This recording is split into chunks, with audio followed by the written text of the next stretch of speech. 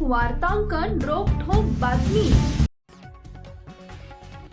पंढरपुरात प्रसूतीसाठी रुग्णालयात दाखल असलेल्या एका महिलेचा आवश्यक चाचणी न करता रक्त चढवल्यामुळे मृत्यू झाल्याचा धक्कादायक प्रकार समोर आला आहे। डॉक्टरांच्या व रक्त संकलन केंद्र चालकाच्या निष्काळजीपणामुळे महिलेचा मृत्यू झाला असा आरोप नातेवाईकांनी केलाय। आरती सूरज चव्हाण वय वर्ष 22 असं मृत विवाहित महिलेचं नाव आहे। आरती चव्हाण ही गर्भवती महिला प्रसूतीसाठी पंढरपूर येथील एका खासगी रुग्णालयात दाखल झाली होती। उपचारादरम्यान डॉक्टरांनी कुटुंबियांना तिच्यासाठी रक्त आणण्यास सांगितलं। त्यानंतर तिला रक्त चढवण्यात आलं, मात्र रक्त चढवल्यानंतर तिची प्रकृती अधिकच बिघडली। 3 दिवस तिच्यावर उपचार सुरू होते। अखेर तिचा सोलापूर येथील रुग्णालयात मृत्यू झाला। या घटनेनंतर पंढरपुरात एकच खळबळ उडाली।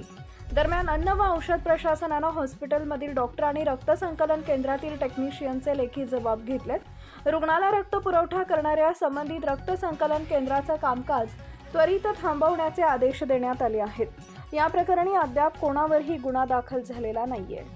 महाराष्ट्रातील महत्त्वाच्या आणि ताज्या बातम्या पाहण्यासाठी आमच्या जय हो न्यूज चॅनलला सबस्क्राइब करा आणि बेल आयकॉन प्रेस करा।